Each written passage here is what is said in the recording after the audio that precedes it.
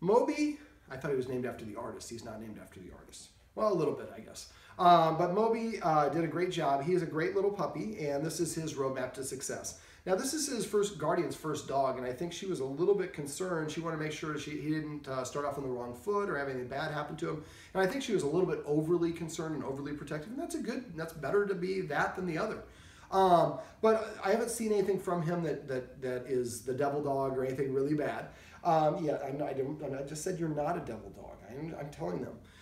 So basically, what did we go over? We went over a whole bunch of stuff for the nipping and biting. So, well, first of all, I went over the critical socialization period with the Guardian all over the phone when we booked the appointment. She's already got him on the road for doing that. But until he turns 12 or 16 weeks, I would really maximize getting him as many experiences as possible. Right now, he's going to be very open to new experiences. Once he hits about 4 months, he's going to start being less open to them. So especially experiences that are going to be very common. If you have friends with a lot of kids, little kids, he needs to be around a ton of little kids now so that he's comfortable with it. And so taking him to playgrounds. You know, kids love, oh, what a cute little dog. Can I pet your dog? You want to give him a treat? I would love to give him a treat.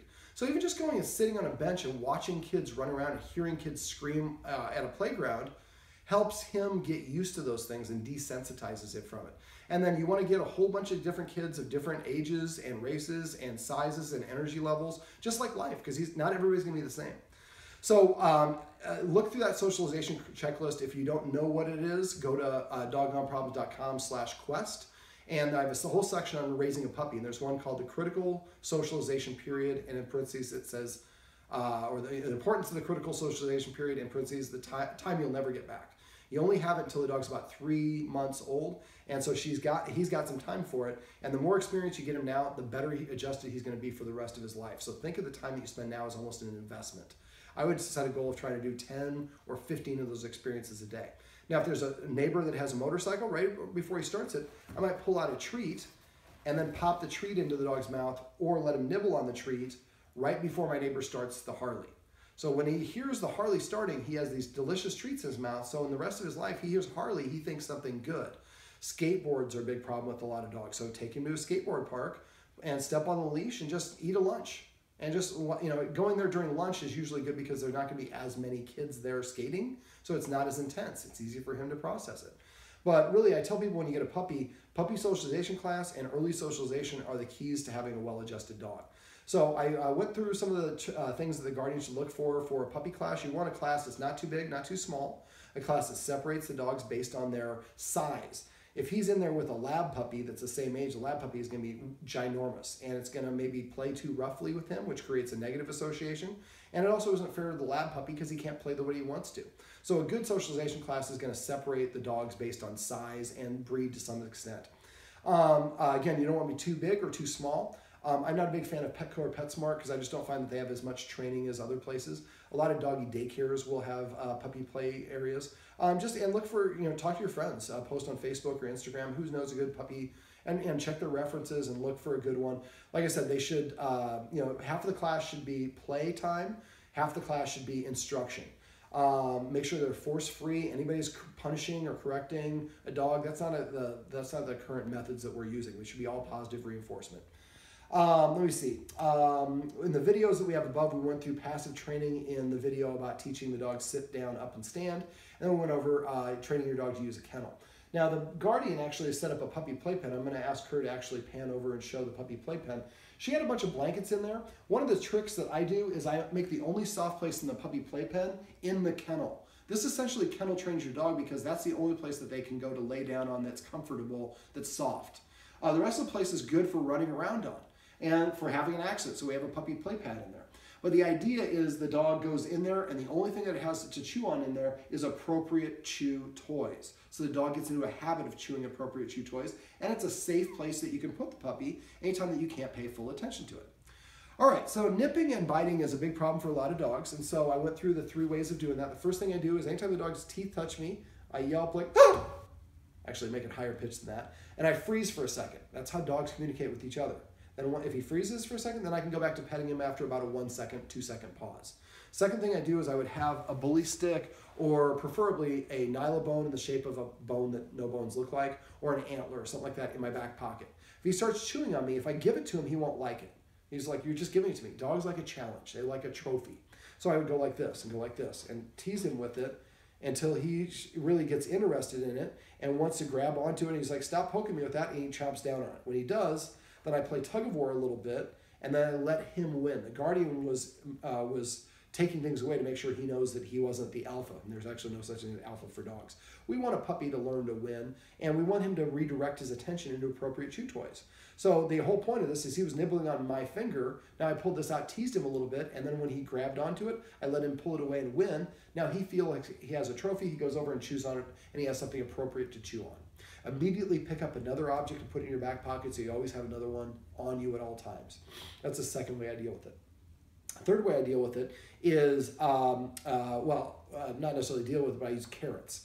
So getting puppies used to baby carrots is really great because it's a great thing for them to chew on. It helps with teething and a lot of other things. First thing I do is I maybe get a regular carrot and peel it a little bit and put some of the shreddings in the puppy playpen, and he gets used to eating them because there's sugar in the carrots. And then if he's licking like the sofa, well, licking is the precursor to chewing. So if he's licking it, I would immediately go get some baby carrots. If the dog's facing this way, I would tap the floor over here. When the dog turns and looks, I would drop the carrots on the ground. The dog turns away from whatever they were chewing on that's inappropriate, lays down and chews the baby carrots. And developing habit to chew, so you've redirected the dog.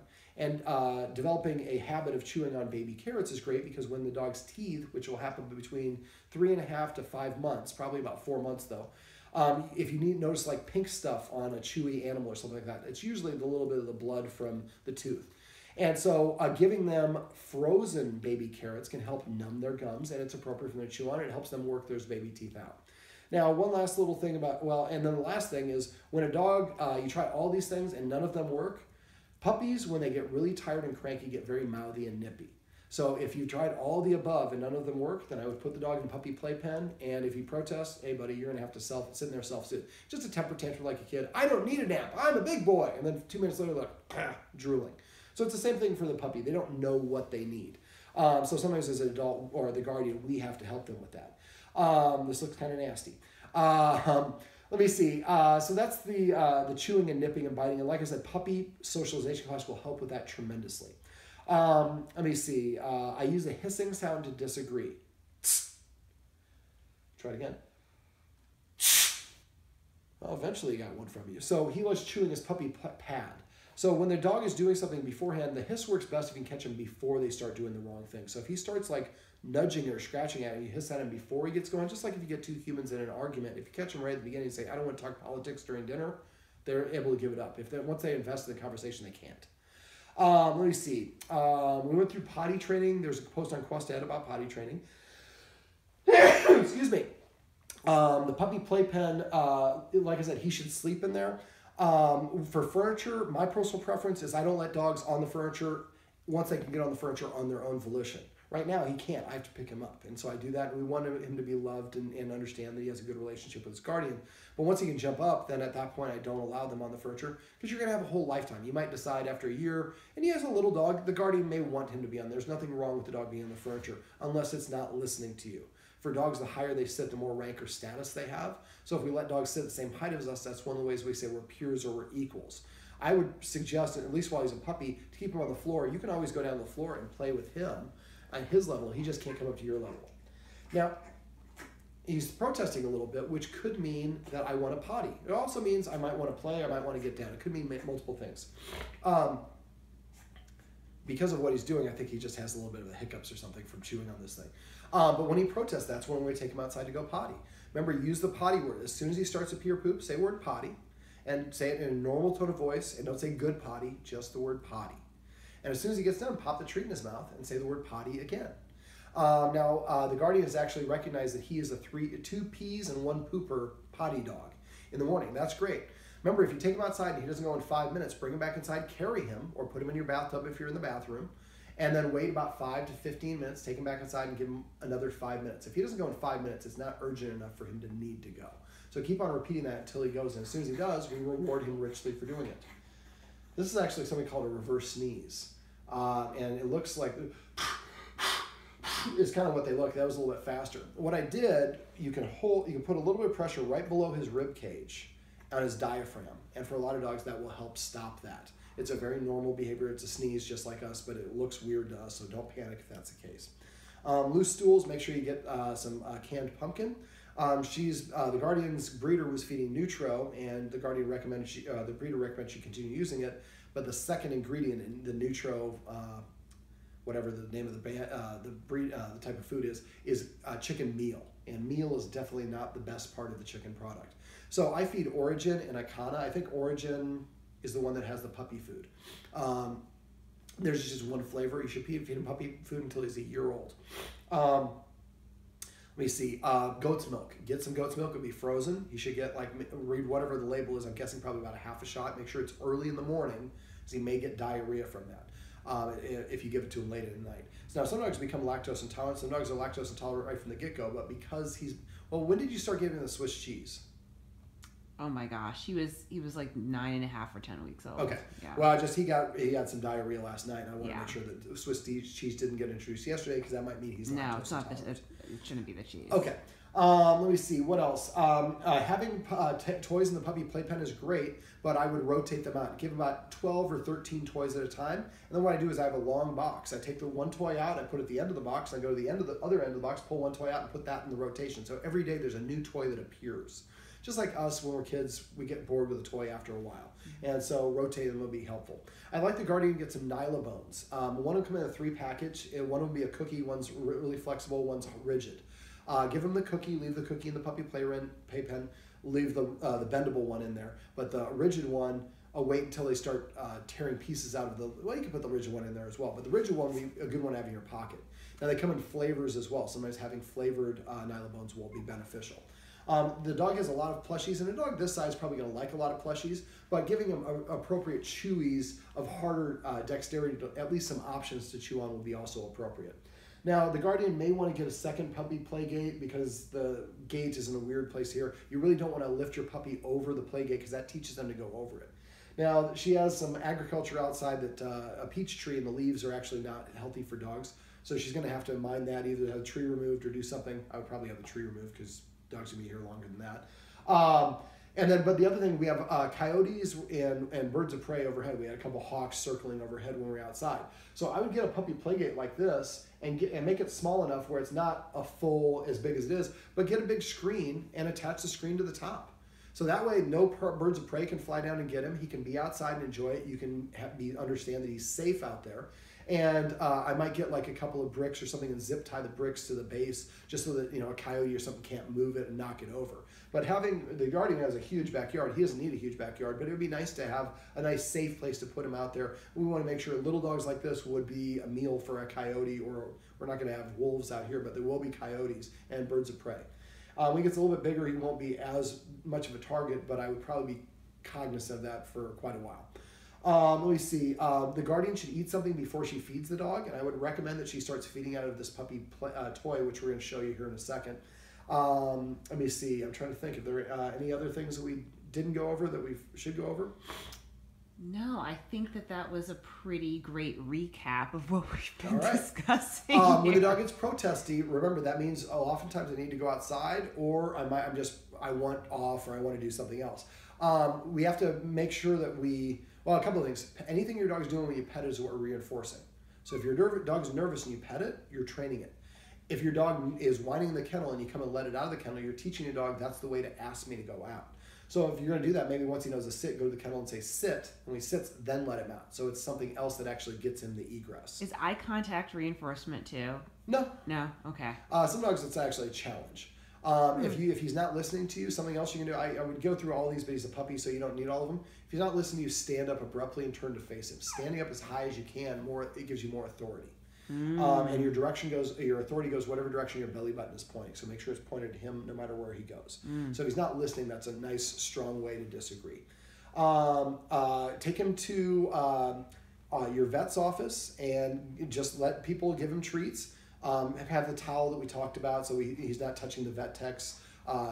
Let me see, but taking the vet 2 or 3 times just to get treats and petted by the vet techs will help him have a positive association for it later on in life. When you're holding him like this and people come up and want to pet him, ask them if they'd like to give him a treat. give them a treat and have them hand it to him. So if he recognizes it, and when I'm being with the human and another human approaches me, they're not going to take me away or do anything bad. They're going to give me a treat. I like it when humans approach. So that's an important one. Make sure you do that, because that's something that we need to work on. Otherwise, he gets, sometimes get possessive or protective. We also want to pick up his paws and kind of manipulate his digits like this. Lift up his ears and investigate his ears. Lift up his lips, look inside of his mouth. Look at his undercarriage, lift up his tail. Those are things that a vet's going to need to do, and those are sensitive areas for a dog. So it needs, as a puppy, if you get him used to that, or give him a treat and then look up his ear. Give him another treat, look at his nails. All those things really help. Now, his nails are a little bit longer than I would like. I would recommend the Guardian take him to Mr. Specs. One of these is growing in a weird way. It's just the way it's positioned. And have them trim. Now, just trim the white part. Don't go into the pink part. I think we're going to set up a follow-up session to work on some leash train, some other stuff. At that point, I can show the Guardian how to use a Dremel. If you want to do that, order Dremel. Get it from Dremel.com. It's a pet version. They have a whole bunch of other products. Just search for Pet Dremel or Pet. You want to get the Dremel one from there. I've gotten ones from other places, and you go through batteries so fast. The Dremel one is a rechargeable lithium battery. Right now, he's saying, I want to get down. This is not a protest that I have to potty. Let me see. We don't want to use rawhides. We're going to use bully sticks or things like that. But again, go to a pet store or go to Amazon, get a couple deer antlers. Get one that's split down the middle and one that's intact around the middle. Get a couple of nylobones. And nylobones don't have to look like that bone. I have one that looks like a dinosaur, one that's a circle, one that's a forearm, one that looks like a chicken, and they have different flavors. So giving different ones like that can really help. Let me see. I would recommend feeding him out of these toys for about first 2 months or 3 months. This way, and when he's in there, if I chew on a toy, treats come out. If I chew on the couch, no treats come out. I don't want to chew on the couch. So it helps him develop a good habit. Now, what I would do after 3 months, and then put the food down. When you put the food down, eat something first, then give him permission to eat. And as soon as he starts eating, he's on the clock. Or as soon as he sniffs. If he goes and sniffs and walks away, pick up the bowl, dump the bowl empty, and put the empty bowl back down. It's important to put the empty bowl back down. We want to understand there's only food available a couple times a day. When there's food available, you better go and get it while the kitten's good. And the human should eat something a little bit first. It can't be coffee or smoothie. They don't understand that. So something you can eat in 5 or more bites. If you're going to eat a real meal ahead of time, that's great, but you don't have to rearrange your schedule. Just get a chip or a cracker if you need to. Yes, I know. Let me see. We want to avoid using a leash for now. For puppy class and stuff like that, it's fine. But if he pulls against it and you pull against him, you're going to activate that opposition reflex. You will to some extent. So the Guardian may want to put a leash on him and let him drag the leash around. Only supervised, because it could be dangerous otherwise. And he'll step on occasionally, stop himself, but he gets used to the tension a little bit in a very soft way. You'll probably have to use one in a puppy class. We just want to avoid really pulling him anywhere. And at this age, you should be able to run him down. So if he's on a leash and he starts running away because he's scared of something, let him run away. Don't stop him.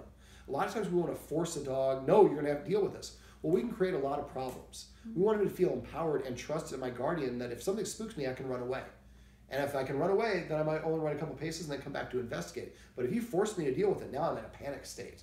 And they sometimes develop other coping mechanisms. So skateboards, like I said, is a hard one for a lot of people. So I would, if there's a skateboard park nearby, take him there and get as far away until he'll sit. And go to sandwich and sit there and eat your sandwich. Wrap the leash around your foot. I know I said not to pull him on the leash, but this is just to keep him in place. That's a little bit different. And then each time you go back there, get a little bit closer, and try to go on an off time during the skate park so there aren't a ton of skaters in there. And it just helps them be comfortable with that. Skateboards, bicycles are all hard for them to deal with. So you might want to do that, like go to Venice or Santa Monica and just walk around the boardwalk. There's that big skate park right by the DLG. Did you get that? I think I might. Okay. Well, this is Moby, and this is his roadmap to actually... well, you should miss the call. So we're going to do this. We're going to let him, I'm going to put him in the puppy play again, and we're going to see if he'll eat out of this puppy play toy. So I'm going to get in here with him.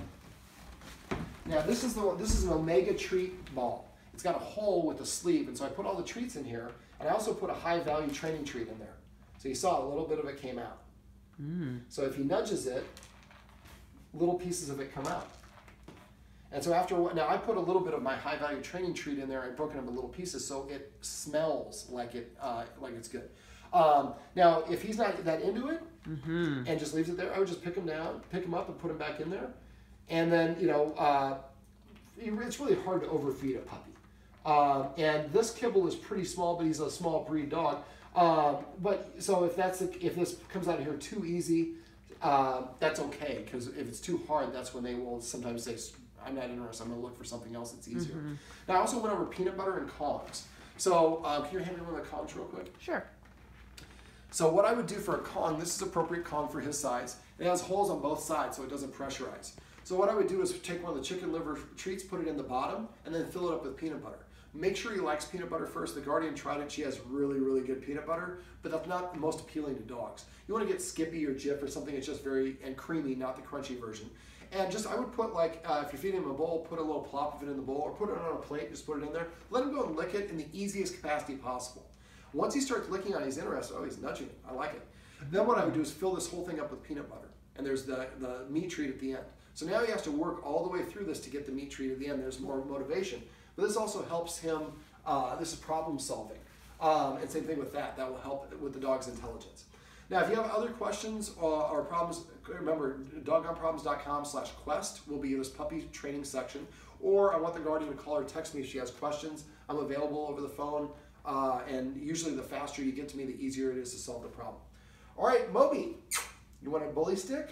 It's like I thought you'd never ask. This is Moby. This is Moby's roadmap to success. Remember, everything you do trains your dog. Only sometimes you mean it.